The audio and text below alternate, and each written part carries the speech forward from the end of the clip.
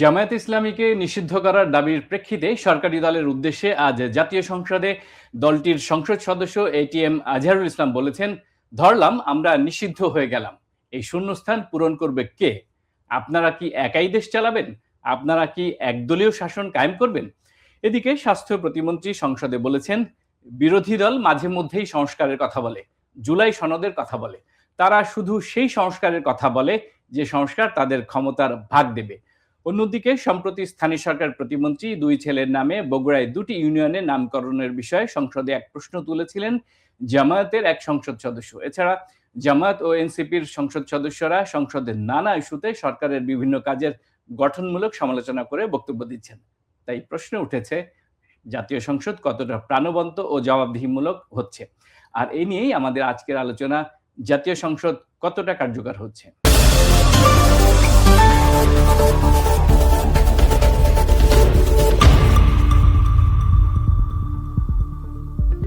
প্রিয় দর্শক, সমকালীন বিভিন্ন বিষয় নিয়ে প্রথম আলোর নিয়মিত আয়োজন বার্তা কক্ষে সবাইকে স্বাগত জানাচ্ছি। সঙ্গে আছে আমি বায়েজিদ আহমেদ। আজ আমাদের স্টুডিওতে আমন্ত্রিত হয়ে এসেছেন ঢাকা বিশ্ববিদ্যালয়ের গণযোগাযোগ ও সাংবাদিকতা বিভাগের অধ্যাপক ডক্টর শামীম রেজা। ডক্টর রেজা, কেমন আছেন? ভালো, আপনি নিশ্চয়ই ভালো। জাতীয় সংসদে জামাতের নায়েবে আমির এটিএম আজহার বলেছেন, জামাত নিষিদ্ধ হলে শূন্যস্থান পূরণ করবে কে? আপনার কি মত? প্রথমে এটা সংসদে বড় কোনো প্রস্তাবকে উত্থাপন করেনি, জি। কোনো বিলকে উত্থাপন করেনি যে কোনো দল নিষিদ্ধের প্রশ্নে তারা বিতর্ক করবেন। কোনো একজন সদস্য উঠিয়েছেন প্রসঙ্গটি এবং তারা তার উত্তর দিয়েছেন। এমনিতেই ঐতিহাসিকভাবে জামাতের একটা শেকিনেস কাজ করে, এটা তো অস্বীকার করা যাবে না। মুক্তিযুদ্ধের সময় তার ভূমিকা এবং এই বিষয়ে স্পষ্টতা না থাকা, জি। আবার তারা নির্বাচিত হয়ে এখন সংসদে আছেন। এর আগেও তারা অল্প সংখ্যায় হলেও সংসদে ছিলেন। তো এর আগে অন্য বিগত রাজনৈতিক সরকারের সময়ও তাদের নিবন্ধন বাতিল কিংবা দল নিষিদ্ধ হবে কি হবে না, অনেক ধরনের আলোচনা ছিল। তো আমার মনে হয় যে এটা রাজনৈতিকভাবে একটা প্রশ্ন ছুড়ে দিয়েছে সরকারি দলের দিক থেকে। তারা তাদের উত্তরটা দিয়েছেন, যে উত্তর তাদের এর আগেও দিতে হয়েছে বহুবার। এখন পার্থক্য হলো যে এখন সংসদে যেহেতু দিচ্ছেন, সংসদে উত্তর দিলে স্বাভাবিকভাবে সেটা নথিভুক্ত হয়, গণমাধ্যমে আসে, আমরা জানি। আর মাঠে ময়দানের কার্যপ্রণালী বিধিতে সেটা থাকে। কিন্তু এটা যদি মাঠে ময়দানে হতো তাহলে তো আর আপনার আমার ওইভাবে দৃষ্টিগোচর হতো না, কিংবা আমি একটু ধরে দিই আপনাকে। এটা হচ্ছে গত 22 জুন জাতীয় সংসদে বিএনপি দলীয় সংসদ সদস্য রফিকুল ইসলাম তার বক্তব্যে জামায়াতকে যুদ্ধ অপরাধী দল হিসেবে ইঙ্গিত করে এই দলের রাজনীতি নিষিদ্ধ করার দাবি জানিয়েছিল। এখন সেই প্রেক্ষিতে এটিএম আজহার আজ জাতীয় সংসদে কথা বলেছেন। তাদের উত্তর দেওয়া তাদের উপর একটা দায়িত্বের মতো বর্তায়, যেহেতু তারা সংসদে আছেন এবং অন্য দিক থেকে যখন এই ধরনের প্রসঙ্গ আসে। তবে আমার কাছে মনে হচ্ছে যে এটা যেহেতু কোনো বিল বা আলোচনার ইস্যু হিসাবে আসেনি, একজন প্রসঙ্গটি তুলেছেন, আরেকজন উত্তর দিয়েছেন, কিন্তু সময়টা বোধহয় একটু গুরুত্বপূর্ণ ছিল। যে যখন হচ্ছে তার কাছাকাছি সময় যে দলের কার্যক্রম নিষেধ, তাদের প্রতিষ্ঠা বার্ষিকী ছিল। জি। সেই দলের প্রধান সাক্ষাৎকার দিয়েছেন ভারতের একটা গণমাধ্যমকে, যে এনডিটিভি কে দিয়েছেন। শেখ হাসিনা যে তিনি ফেরার তার একটা সম্ভাবনার কথা আজকে দিয়েছেন, 28 তারিখে দিয়েছেন। যে কাছেও আছে সংবাদটি, সাক্ষাৎকারটি। তো এই সবগুলো মিলে হয়তো সরকারি দল একটু বাজিয়ে দেখতে চাইছে যে কি অবস্থায় আছে বিরোধী দল, বিশেষ করে বিরোধী দল যখন জামাতে ইসলামী। অন্য কোনো দল হলে হয়তো ভিন্ন কথা ছিল। এগুলো আলোচনা চলবে, আলোচনা আছে, কিন্তু জামাতের অন্য যে প্রসঙ্গগুলো সেগুলো সবকিছু সংসদে নিরসন হওয়া সম্ভব না। তার জন্য রাজনৈতিক এবং সামাজিক পরিসরেও আলোচনার বিষয় রয়েছে। আজকে প্রথম আলোতে অনলাইনে একটু আগে যে রিপোর্টটা এসেছে, আমি যদি একটু পড়ে শোনাই। জামায়াত ইসলামের সংসদ সদস্য আজহারুল ইসলাম বলেন, কোট আনকোট, আমি মনে করি আওয়ামী লীগকে পুনর্বাসন করতে চাচ্ছেন, কারণ 4 মাস আপনারা একজন লোক খুঁজে পেলেন না যে প্রেসিডেন্ট কে হবে। দেখেন, প্রেসিডেন্ট হওয়ার আলোচনাটা তো অনেক পুরনো, এবং বিশেষ করে যখন অন্তর্বর্তী সরকার ছিল তখনও একাধিকবার প্রচেষ্টা নেওয়া হয়েছে, বিশেষ করে তরুণ রাজনীতিবিদদের দিক থেকে, যারা এই আন্দোলনের অগ্রভাগে ছিলেন, এনসিপির পক্ষ থেকে। বা এনসিপি যখন গঠিত হয়নি তখনও তারা এই বিষয়টা বারবার উঠিয়েছেন। এখন যে কারণেই হোক, রাষ্ট্রপতিকে রাখার পক্ষে তখনকার বিএনপিও এক ধরনের তাদের মত দিয়েছে, কারণ তারা তার বিরোধিতা করেননি। এবং একটা হতে পারে এটা তাদের রাজনৈতিক কৌশল, যে তারা ওই মুহূর্তে সাংবিধানিক কোনো জি। সংকট বা ক্রাইসিসে শূন্যতা, হ্যাঁ, যায়নি। কোনো শূন্যতা তারা হুম। তৈরি করতে চাননি। এখন এটাও তো সত্যি যে বাংলাদেশের রাষ্ট্রপতিরা রাজনৈতিকভাবেই নির্বাচিত হন। হুম, হুম। খুব একটা বা দুটো হয়তো উদাহরণ এরকম পাওয়া যাবে যে আর আ রাজনীতিতে পুরোপুরি যুক্ত ছিলেন না। তো শাহাবুদ্দিন সাহেবের মতো, হুম, জাস্টিস হুম। শাহাবুদ্দিনের কথা বলছি। এছাড়া বেশিরভাগ রাজনৈতিক দলগুলো তাদের মধ্য থেকেই হুম, রাষ্ট্রপতি মনোনয়ন দিয়েছে। এখন উনার সময়ই এই অভ্যুত্থান ঘটেছে। উনি জি। রাষ্ট্রপতি থেকে গেছেন। আ বা বিভিন্ন সময় বিভিন্ন দাবি উঠলেও বিএনপি এখন পর্যন্ত হুম, হুম। তাকে রেখেছেন। এখন এটাও ঠিক আগের আলোচনার মতো যে এটা তারা দাবি তুললেই হুম, বা হুম। বক্তব্য দিলেই কালকে বিএনপি রাষ্ট্রপতির ব্যাপারে একটা সিদ্ধান্ত নেবেন এমন মনে হয় না। সম্ভবত তাদের অন্য রাজনৈতিক পরিকল্পনা আছে যে আরো স্থির হওয়া, অবস্থান শক্ত করা। তারপরে হয়তো তারা এ বিষয়ে সিদ্ধান্ত নিলেও নিতে পারেন। জামাত নেতা এটিএম আজহার সংসদে আরো বলেছেন, বর্তমান রাষ্ট্রপতিকে কেন বিএনপির এত পছন্দ? তাকে পদে রাখার জন্য কোন দিক থেকে বিএনপি ইঙ্গিত পেয়েছে কিনা? তিনি বলেন, ফ্যাসিবাদ নির্মূল করতে চাইলে সব চিহ্ন মুছে ফেলতে হবে। Quote and quote. দুটো একটা এই নির্বাচন হবার আগেই হুম, কিন্তু হুম। বেশিরভাগ আলোচকরা আপনারও নিশ্চয়ই স্মরণ আছে এই অনুষ্ঠানে বা অন্যান্য অনুষ্ঠানে যে কেমন হবে আগামীর সরকার সেই সম্ভাবনার ক্ষেত্রে অধিকাংশ বিশ্লেষক কিন্তু মত দিয়েছেন যে জামাত ২ দিক থেকে বিএনপিকে চাপে রাখতে চেষ্টা করবে।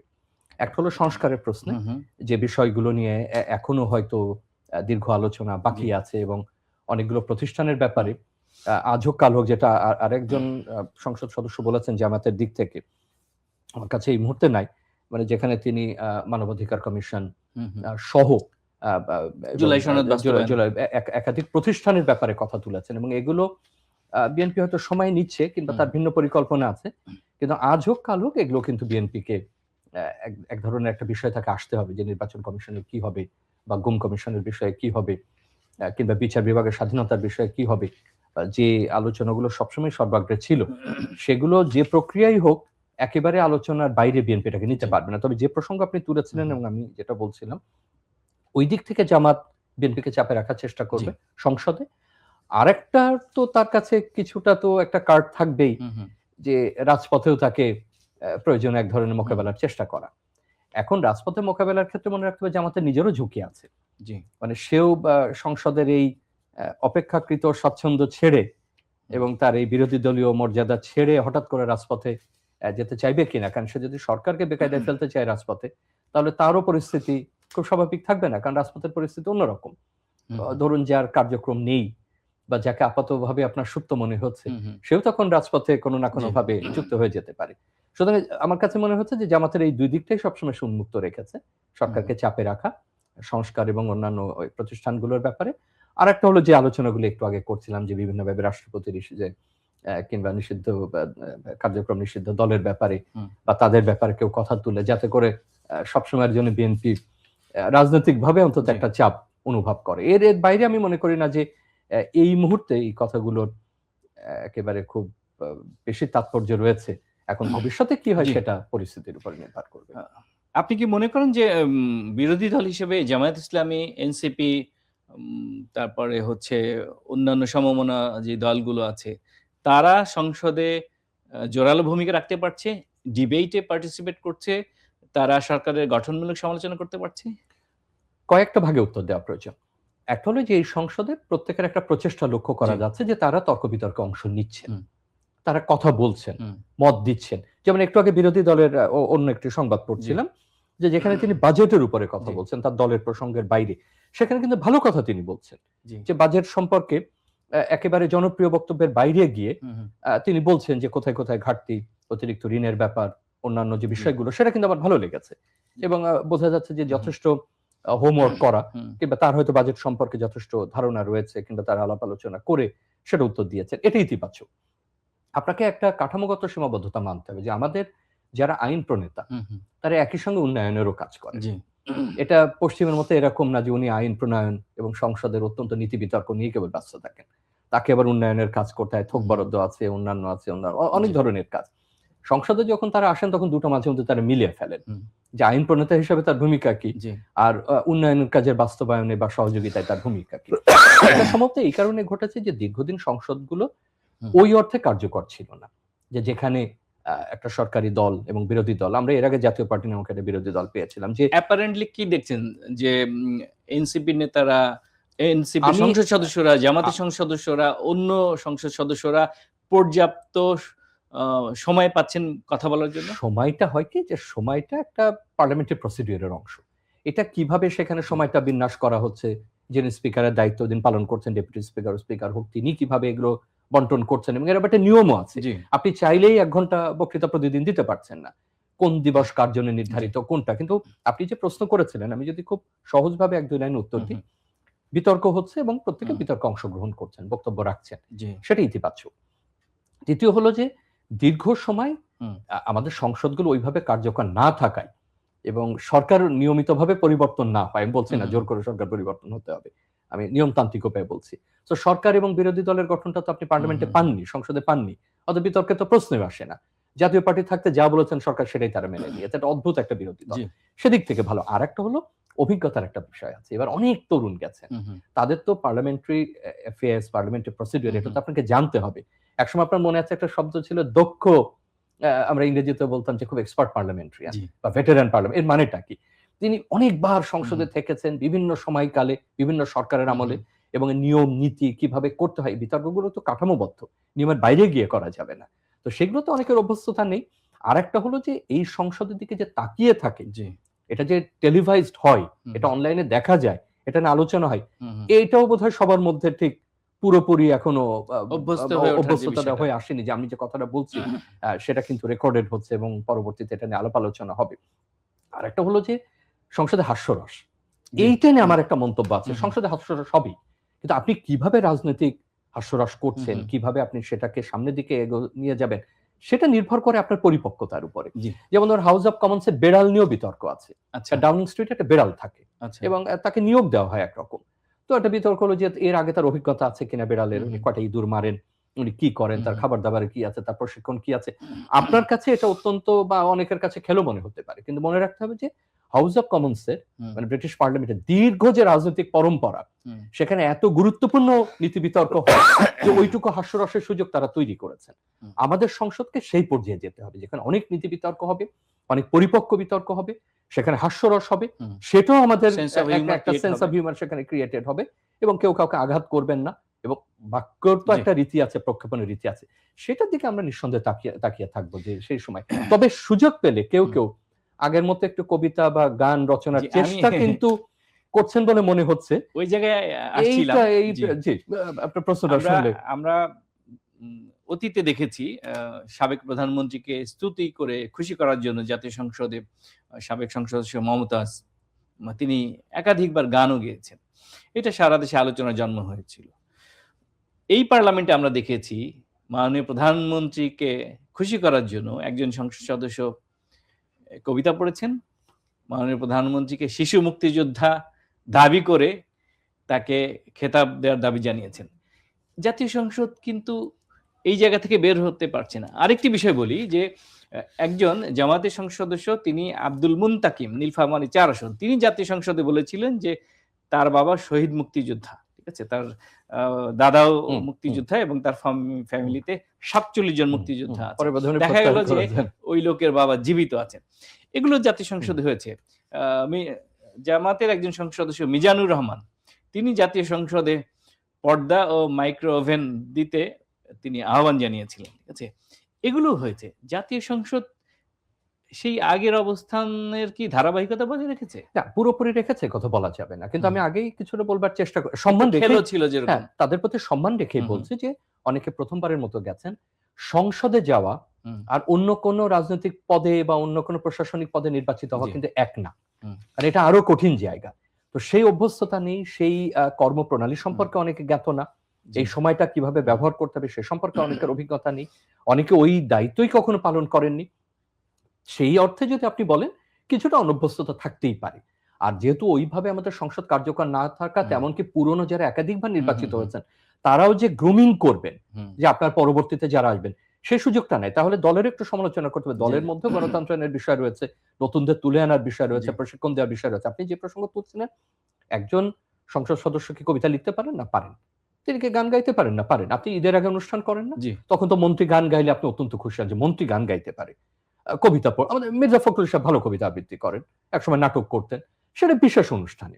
এখন প্রতিদিন তো উনি সংসদে এসে কবিতা পড়বেন না বা প্রতিদিন জি। তিনি গান গাইবেন না। সেটা যদি বক্তৃতার অনুষঙ্গে আসে, হুম, হুম, সেটা ভিন্ন কথা যে বড় মাপের উদ্ধৃতি দিচ্ছেন বা তিনি করেছেন। কিন্তু এটা যদি আপনাকে খুশি করবার জন্যে, হুম, হুম। আপনাকে তুষ্ট করবার জন্য করা, সেটা তো ওই ধারাবাহিকতা কোনোভাবে গ্রহণযোগ্য না। আমি এজন্য বলতে চেষ্টা করছিলাম যে গত সংসদে তো একেবারে অন্য মাত্রা আমরা এগুলো দেখেছি, যেটা আমাদের কাছে মোটেই ভালো লাগেনি। এবং সংরক্ষিত আসন থেকেও আমরা কাউকে দেখেছি। সংরক্ষিত আসন একটা অত্যন্ত বড় সুযোগ। সেই সুযোগ পাওয়া হুম। মাত্রই আপনি যা ইচ্ছা তাই করতে পারেন না। যিনি নির্বাচিত হয়েছেন তার থেকে আমি তাকে কোনো অংশে তাদেরকে কম মনে করি না।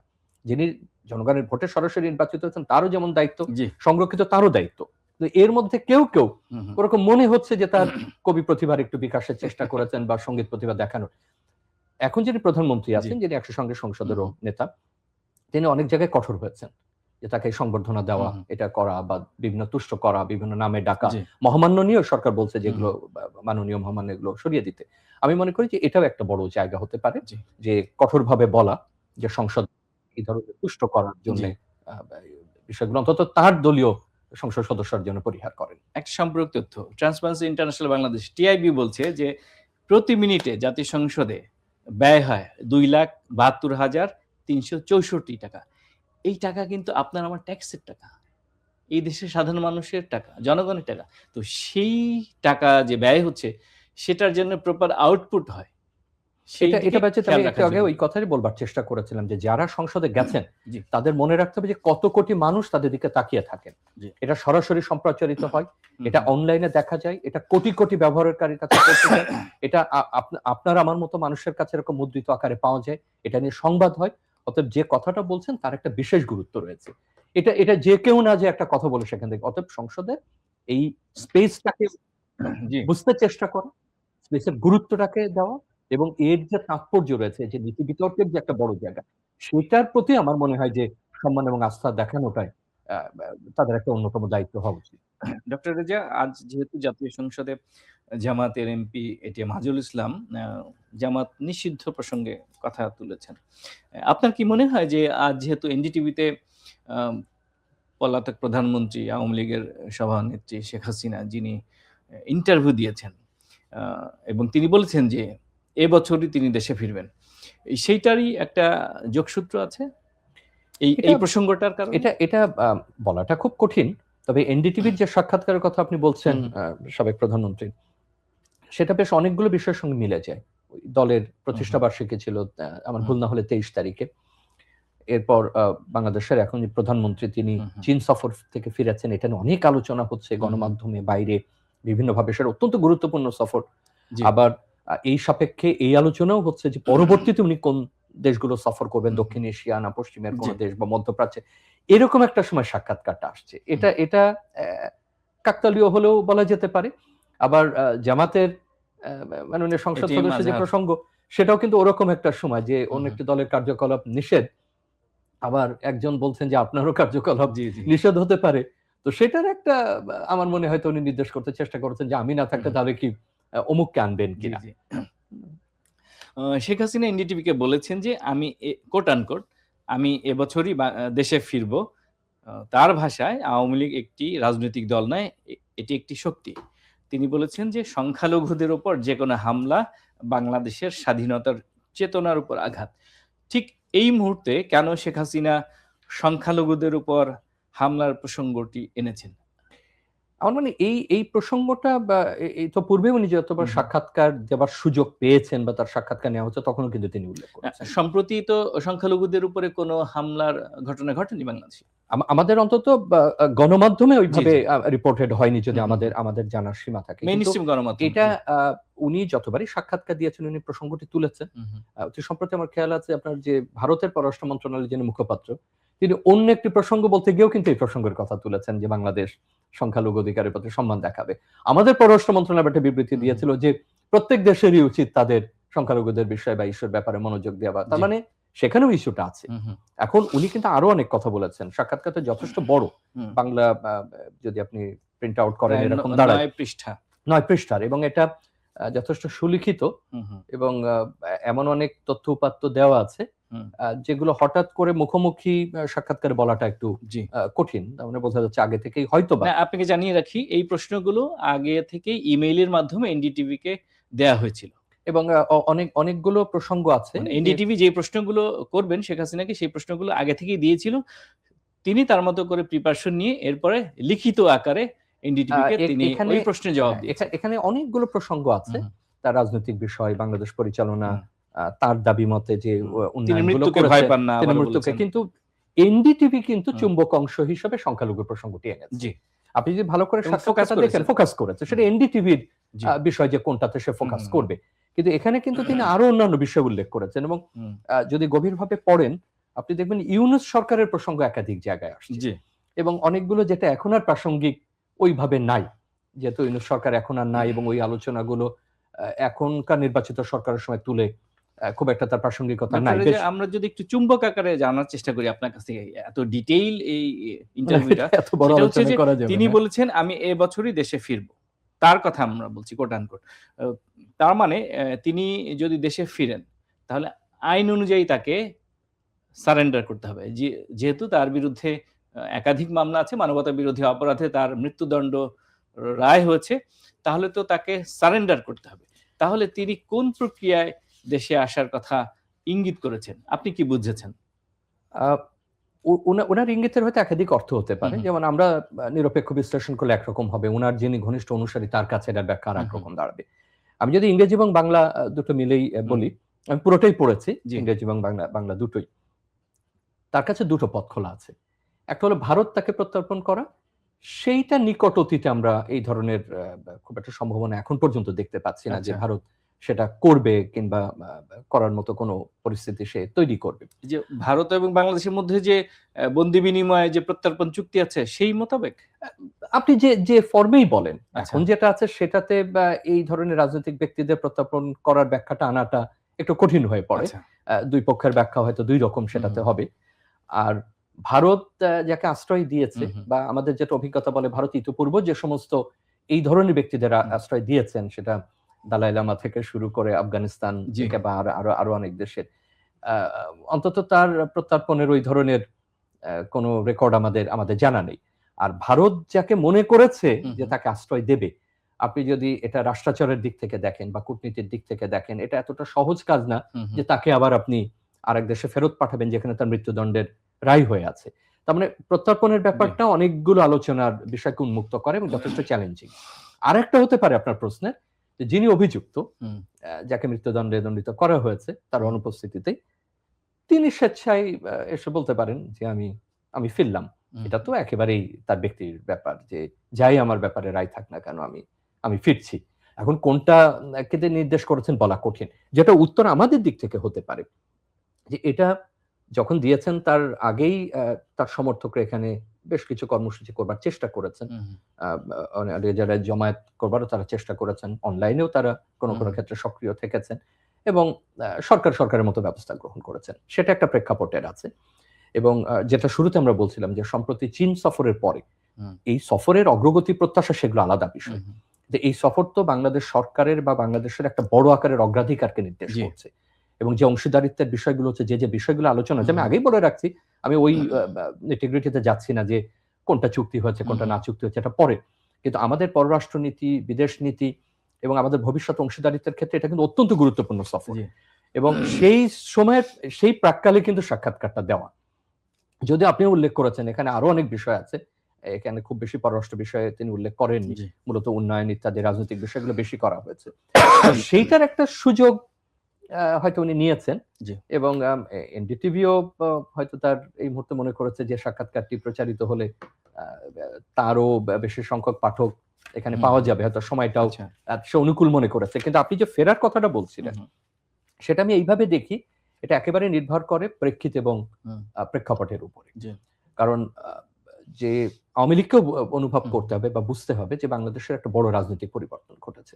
এবং এই রাজনৈতিক পরিবর্তন শুধুমাত্র একটা সরকার থেকে আরেকটা সরকার না, হুম, একটা রাজনৈতিক দল থেকে আরেকটা রাজনৈতিক দল না। একটা বিপুল জনগোষ্ঠীর মনোজগতের পরিবর্তন বিশেষ ঘটেছে। করে তরুণদের মধ্যে। তরুণদের তাদের হুম, আচরণের পরিবর্তন ঘটেছে। এবং এখানে বিভিন্নভাবে সেটা বলবার চেষ্টা করেছেন তিনি, কিন্তু তার সঙ্গে এখানকার বাস্তবতার কিন্তু মেলানোটা খুব কঠিন হয়ে পড়ে। যেভাবে তিনি দেখছেন বা যদি তার দল দেখছে, বাস্তবতা সেরকম নাও হতে পারে। সুতরাং এগুলো সময়ের কালের উপর নির্ভর করে এবং জনগণের আকাঙ্ক্ষাও যে রাজনীতির পরিবর্তনের বড় নিয়ামক, সেটা আমাদের পুরনো দলগুলো অতীতে অনুভব করেনি এবং এখনো সম্ভবত অনেকে করে না। তো সেটা আওয়ামী লীগ পুরনো দল, তার এর আগেও দীর্ঘ সময় মানে দেশ পরিচালনা বা ক্ষমতার বাইরে থাকার ইতিহাস রয়েছে, আবার ফেরারও তার ইতিহাস রয়েছে এবং একটা মুক্তিযুদ্ধ সময়কালীন দল, তার আগে তার গুরুত্বপূর্ণ ভূমিকা রয়েছে, নেতৃত্ব দানকারী দল। তো যদিও সেটা আবার আর এক আলোচনা মুক্ত করবে যে তার সঙ্গে আরো অনেক মানুষ সম্পৃক্ত হয়েছিলেন, ওই আবারও সেই কে মাস্টার মাইন্ড যে ইতিহাস রচনাকার, ওই বিতর্কে আমরা এখন নাই যদি যাই। তারপরে আমি মনে করি যে তাদের দিক থেকে যে ঘাটতিগুলো এখন পর্যন্ত আমরা চিহ্নিত করেছি, যে তাদের কোনো অনুতাপ আমরা এখনো দেখিনি। তাদের প্রথম দিকে সজীব জয় কিছুটা বলবার চেষ্টা করেছিলেন যে একটা অনলাইন, যে আমরা এরকম চাইনি এরকম, তারপরে কিন্তু এই প্রসঙ্গে আর আমরা আলাপ আলোচনা শুনিনি। সুতরাং এইগুলো ইতিহাস থেকে আপনি সরিয়ে ফেলতে পারবেন না। একটা ছোট্ট প্রশ্ন করি এই সুযোগে, আপনার কি মনে হয়েছে যে 5 অগাস্টের পরে আওয়ামী লীগের যে শীর্ষ নেতৃত্ব থেকে শুরু করে ওবায়দুল কাদের সহ বিভিন্ন পর্যায়ে নেতাদের যে বক্তব্য, সেই বক্তব্যের মধ্যে জেন যারা তারা তাদের পালস বোঝে, এই দেশের ইয়াং জেনারেশন যারা একটা অভ্যুত্থানের অংশ নিয়েছে, এদের পালস বোঝে, এদের অনুভূতি বোঝে, এই ধরনের অ্যাক্টিভিটি, কথাবার্তা শেখ হাসিনা, ওবায়দুল কাদের এবং আওয়ামী লীগের অন্যান্য নেতাদের মধ্যে প্রতিফলিত হয়েছে? না, এটা প্রতিফলিত হয়নি। আওয়ামী লীগের সবসময় একটা খুব গর্বের জায়গা হলো তার সংগঠন, এবং সে মনে করে যে তার তৃণমূল অত্যন্ত শক্তিশালী। বাস্তবে তার শক্তিশালী তৃণমূল সংগঠন ছিল, কিন্তু এক পর্যায়ে সে তার নেতৃত্বের জায়গা এবং তৃণমূলের মধ্যে একটা বড় বিভেদ তৈরি করেছে। এবং মনে রাখতে হবে যে এই যে চলে যাওয়ার পেছনে আপনি যদি দেখেন যে কোর গ্রুপটা বেরিয়ে গেছে, কিন্তু দেশে তার যে কোটি কোটি সমর্থক, তাদেরকে কিন্তু বিপন্ন অবস্থায় রেখে যাওয়া, অর্থাৎ একটা প্রধান ব্যক্তিকে কেন্দ্র করে যে একটা গভীর যে গোষ্ঠী তৈরি হয়, সেই গোষ্ঠী নিরাপদে গেছে কিংবা তারা সরে গেছে, কিন্তু বাকিদের কথা কিন্তু সেখানে ভাবা হয়নি। কিন্তু এই সাক্ষাৎকারও যদি দেখেন, বারবার সেই তৃণমূল, তার সংগঠন, তার শক্তি, সে যে কাগজে না, সে যে কাজ করতে পারে, ফলে আপনি যে প্রশ্নটি করলেন যে এখানে যে একটা জেনারেশন শিফট হয়েছে এবং তার মনোজগতের বড় আকারের পরিবর্তন ঘটেছে, সেই পরিবর্তনটার বিষয়ে যে তারা স্বীকার করেন বা স্বীকার করার প্রয়োজন আছে, সেটার কোনো অন্তত লক্ষণ আমরা তাদের এখন পর্যন্ত বক্তৃতা, বিবৃতি, সাক্ষাৎকারে কিন্তু সেটা পাই না। বরং বিশ্লেষণগুলো সে পুরনো রীতিতে, যেখানে ধরেই নেওয়া হচ্ছে যে বাংলাদেশের সব একই ধারার মানুষ বাস করেন, একই ধরনের রাজনৈতিক প্রবাহ এখানে চলে। সুতরাং এই যে আলোচনাটা আপনি তুললেন, যে তরুণ, তার মনোভঙ্গি, তার রাজনীতি বিশ্বাস, রাজনীতির প্রতি তার দৃষ্টিভঙ্গি, প্রযুক্তি এবং আমাদের জীবনের অর্থনীতি, সবকিছু মিলে যে একটা বড় পরিবর্তন ঘটেছে, একথা শুধু তাদের ক্ষেত্রে প্রযোজ্য না, এখন যারা সরকার আছে তাদের ক্ষেত্রে এটা প্রযোজ্য, যে তারাও যদি সেই রিয়েলাইজেশনে না থাকেন, তাহলে তারাও একই রকম ভুল করবেন দেশের অভ্যন্তরেও যা আছে। তো ওই উত্তরটা এইভাবে যদি গুটিয়ে আনি, এটা কিভাবে ফিরবেন সেটা একান্তই তার বিষয়। প্রত্যর্পণের কথাটা বললাম, কিন্তু পুরোটাই নির্ভর করে আসলে বাংলাদেশের প্রেক্ষাপট কি থাকবে, রাজনৈতিক পরিস্থিতি কি থাকবে, কিন্তু সবচেয়ে বড় কথা যেটা রাজনৈতিক দলগুলো একেবারে আমলে নেন না, ছোট করে যদি সেটা হলো যে মানুষের এই পরিবর্তনগুলো, মানুষের যে রাজনীতির ব্যাপারে যে দৃষ্টিভঙ্গি, যে পরিবর্তন ঘটেছে, তার উপরে অনেকাংশে নির্ভর করবে আসলে কে ফিরবে, কে ফিরবে না, বা কে পুনঃপ্রতিষ্ঠিত হবে বা কখন হবে। এনডিটিভিকে শেখ হাসিনা বলেছেন যে বাংলাদেশ আওয়ামী লীগ কোনো কাগুজে সংগঠন নয়। ৭৭ বছরের পথ চলে আওয়ামী লীগ বহুবার হামলার শিকার হয়েছে, বহুবার রক্ত দিয়েছে, বহুবার নিষিদ্ধ হয়েছে, কিন্তু প্রতিবারই জনগণের শক্তিতে আবার ঘুরে দাঁড়িয়েছে। প্রশ্ন হলো, আওয়ামী লীগ শাসনামলে যেই বিরুদ্ধ মতের উপরে দমন, নির্যাতন, নিপীড়ন, গুম, খুন হয়েছে, সবশেষ জুলাই অভ্যুত্থানের সময় যে অসংখ্য তাজা প্রাণ জীবন দিয়েছেন, ওই ঘটনায় আওয়ামী লীগের পক্ষ থেকে এখন পর্যন্ত আনুষ্ঠানিকভাবে বিবৃতি দিয়ে দুঃখ প্রকাশ বা ক্ষমা চাওয়ার বিষয়টা আমরা দেখিনি। সুতরাং ক্ষমা না চেয়ে, ভুল স্বীকার না করে বাংলাদেশের মানুষের, জনগণের শক্তিতে আবার ঘুরে দাঁড়ানো কি প্রশ্নবিদ্ধ? দক্ষিণ এশিয়ার কোন রাজনৈতিক দলই কোনোদিন ক্ষমা চায়নি, কিন্তু অনুতাপের একটা বিষয় থাকা উচিত বা বোধোদয়ের একটা বিষয় থাকা উচিত, এবং এই অন্তত অনুভূতির প্রকাশটা থাকা উচিত যে যেটা ঘটেছে সেটা ঘটা উচিত হয়নি। জি। এই যে উচিত হয়নি কথাটা কিন্তু এতটা সহজ না। তো এই কথাগুলো বাস্তবে ঐতিহাসিক ভিত্তি আছে, যে তারা বড় দল, তারা বহু ঘাত প্রতিঘাতের মধ্যে দিয়ে আসছেন এবং অনেক কিছুর ভেতর দিয়ে এসে তারা সরকার গঠন করেছেন, বিরোধী দল থেকে যে রাজনীতিতে প্রতিষ্ঠিত হয়েছে। কিন্তু যে ঐতিহাসিক ভুল আবার এই দলটি করেছে, এই দলে যারা ক্ষমতায় ছিলেন তারা করেছে, সেটা তো একেবারে আপনি যদি বলেন যে আর কোনোভাবে এটাকে অন্য ব্যাখ্যায় নিয়ে যাওয়ার কোনো সুযোগ নেই, এবং তাদের দিক থেকে এটা বারবার স্পষ্ট করা হচ্ছে না। এবং এখানেও যদি আপনি দেখেন পুরো সাক্ষাৎকার জুড়ে যখন একজন বলছেন যে তিনি ফিরবেন, তখন কিন্তু এই গণমাধ্যম তাকে ওই প্রশ্ন করছে না যে আপনি যে ফিরবেন সেই বাস্তবতাকে আগের বাস্তবতায় কিনা, নাকি নতুন বাস্তবতা সম্পর্কে আপনার দল ওয়াকিবহাল কিনা, বা আপনি তো ক্ষমা চাইছেন আপনি কিভাবে, হ্যাঁ, কিংবা এই যে ঘটনাগুলো ঘটেছে, এই যে হত্যার ঘটনাগুলো ঘটেছে, এই যে অসংখ্য ক্যাজুয়ালিটির ঘটনা ঘটেছে, সেইটাকে কিভাবে আপনি বিশ্লেষণ করেন, সে প্রশ্ন এখানে নাই। এখন আমরা জানি না যে প্রশ্ন তারা দিয়েছিলেন কিনা, এবং যিনি উত্তরদাতা তিনি হয়তো সেই প্রশ্ন এড়িয়েও গিয়ে থাকতে পারেন, কিংবা হয়তো একটা আলাপ করেই প্রশ্ন দেওয়া হয়েছে। এবং এখানে অনেকগুলো মানে উত্তর পাওয়া প্রয়োজন ছিল, এমন অনেকগুলো প্রশ্নও নাই এবং এমন একটা উত্তরও নাই যেটা আপনি উল্লেখ করলেন। অতএব এটা যিনি বলছেন নিতান্তই তার ব্যক্তিগত বিষয়, কিন্তু একই সঙ্গে সাক্ষাৎকার তিনি দিয়েছেন, এই আলোচনা বাংলাদেশে হয়েছে যে সাক্ষাৎকারগুলোর ব্যাপারেও একসময় বাংলাদেশের দিক থেকে আগের সরকার আপত্তিও জানিয়েছিলেন। এটা আমরা দেখি যে পিআর এর অংশ হিসেবে এটা যে কোনো সাক্ষাৎকার এইভাবে যখন দেওয়া হয় তখন তো দল তার এক ধরনের প্রচারের একটা সুযোগ নেয়, একটা কৌশল নেয়, এবং এনডিটিভিতে ইংরেজিতে দেওয়া হতো, সেটা যথেষ্ট ভালোভাবে লেখা হয়েছে, গুছিয়ে সবকিছু করা হয়েছে। কিন্তু ওইটাই সংক্ষেপে শেষ করব যে রাজনৈতিক বাস্তবতা মানুষের অনুভূতি এবং বহিঃপ্রকাশের বাইরে না।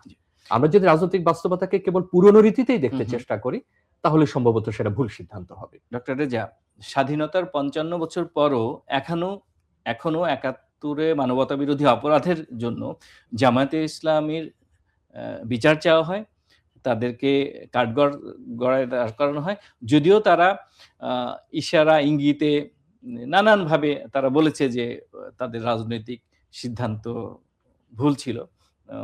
কিন্তু তারপরে বাংলাদেশের মানুষের কাছে কিন্তু ওই প্রশ্নটা সবসময় উকি দেয় যে তারা তো মুক্তিযুদ্ধের বিরোধিতাকারী দল। মানে আপনি যদি ক্ষমার প্রসঙ্গে বলেন, আপনি যদি ক্ষমার কথা তুলতে চান, তারাও তো কখনো ক্ষমা চায়নি, বরং তাদের বয়ান পাল্টেছেন বিভিন্ন ভাবে, এবং সবচেয়ে পয়েন্টটা দাঁড়িয়েছে যে অন্যরা এই পক্ষ নিয়েছিল, আমরা এটা নিয়েছি। এটা আসলে কোনো উত্তর হতে পারে না, এবং ডিরেক্ট ভুল স্বীকার না করে বলে যে ওইটা ওই সময়কার রাজনৈতিক একটা সিদ্ধান্ত ছিল, হয়তো সঠিক নাও হতে পারে। তারা কিছু ক্ষেত্রে তাদের বয়ান পরিবর্তন করেছেন, কিন্তু আপনি যদি ক্ষমার প্রসঙ্গে বলেন, সেটার কাছাকাছি তারা কখনোই আসেনি, বরং ব্যাখ্যা পাল্টেছেন বিভিন্ন সময়।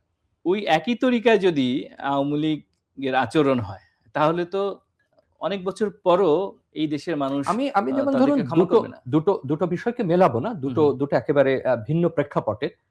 মুক্তিযুদ্ধের বিষয়টা একেবারে আমরা অন্যভাবে দেখি, বা অন্য ঐতিহাসিক প্রেক্ষাপটে, রাজনৈতিক প্রেক্ষাপটে সেটাকে আমরা দেখবো।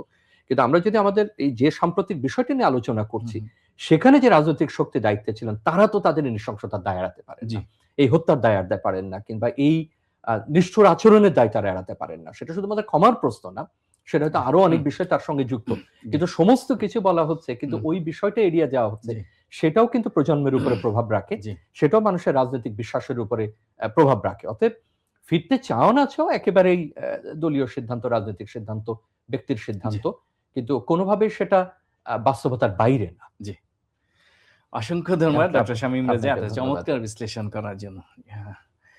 প্রিয় দর্শক, কথা বলছিলাম ঢাকা বিশ্ববিদ্যালয়ের গণযোগাযোগ ও সাংবাদিকতা বিভাগের অধ্যাপক ডক্টর শামীম রেজার সঙ্গে। আমরা কথা বলছিলাম জাতীয় সংসদ কি কার্যকর হচ্ছে কিনা। অনুষ্ঠানটি দেখা যাবে প্রথম আলোর ফেসবুক পেজ, ইউটিউব চ্যানেল এবং prothomaloonline.com-এ। আজ যারা সঙ্গে ছিলেন তাদের প্রতি ভীষণ কৃতজ্ঞতা। আগামীকাল একই সময় অন্য কোনো বিষয়, অন্য কোনো সহকর্মীকে নিয়ে হাজির হব। ততক্ষণ সবাই ভালো থাকুন, নিরাপদে থাকুন, সবার জন্য শুভকামনা।